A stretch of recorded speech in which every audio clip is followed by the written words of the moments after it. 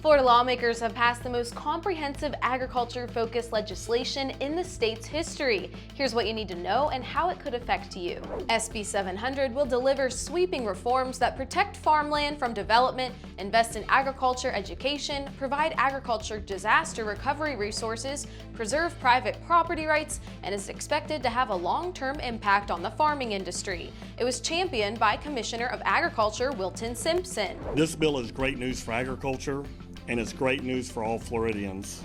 Senator Keith Truenow carried the Senate bill, while Representatives Kaylee Tuck and Danny Alvarez carried the House bill. This bill at its core is meant to help farmers and consumers and students who hope to become farmers one day. Hey, it's Drew Steele here to break down the bill. Now, here are some of the top measures you need to know.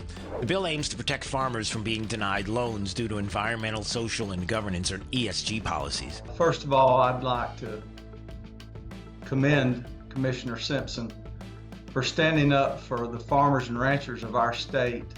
Our ag producers never should be required to check a woke box of ideological beliefs as part of the criteria for accessing the capital they need to operate their ag businesses in our state.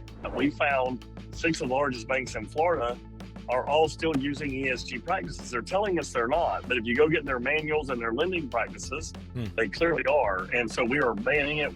We will start fining people as soon as this bill gets signed if they're using ESG practices, basically to put our farmers out of business. It also enhances disaster recovery programs for agriculture producers impacted by hurricanes and natural disasters, including a grant program to assist timberland owners whose timberland was damaged as a result of a declared emergency. In recent years, natural disasters have changed the face of our timber industry here in Florida.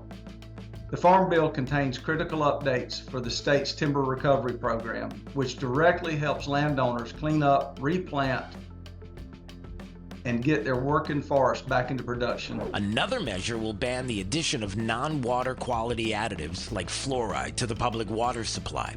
Now with this bill, their requests will be answered. There have been major milestones in the research on fluoride and neurodevelopment over the last decade, and especially in the last year. And with more and more studies finding associations of fluoride exposure with adverse neurological outcomes, even at levels that we commonly encounter in Florida. The findings of these studies point to an imminent need for policy change, and the policy change happening in Miami-Dade today with the ultimate signing of this bill is one that will protect the brains of children in Florida from unreasonable risk of harm for generations to come. This is not about fluoride. This is about your liberty. This is not, sir, about conspiracy. We left conspiracy at the door. Today we deal in facts. Fluoride has been making national headlines after a push to remove it across the country by Robert F. Kennedy Jr., the HHS secretary. He recently highlighted a study by the National Toxicity Program, which he says shows an inverse correlation between fluoride exposure and low IQ in children. The more you get, the stupider you are. And we need smart kids in this country, and we need healthy kids.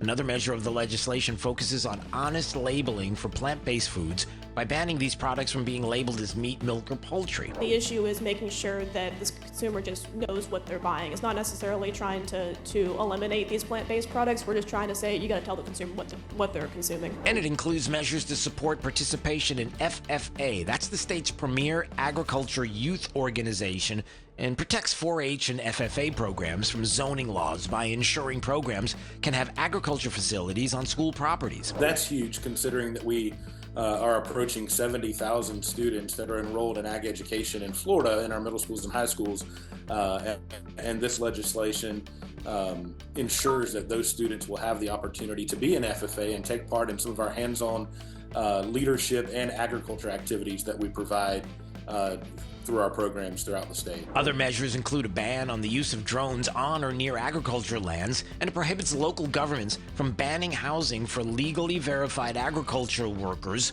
on bona fide farms. It also creates strict legal worker eligibility requirements for farm worker housing.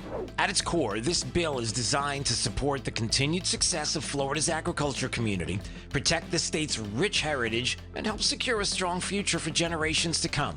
I'm Drew Steele. All right, Amber Joe, back to you. Thanks, Drew.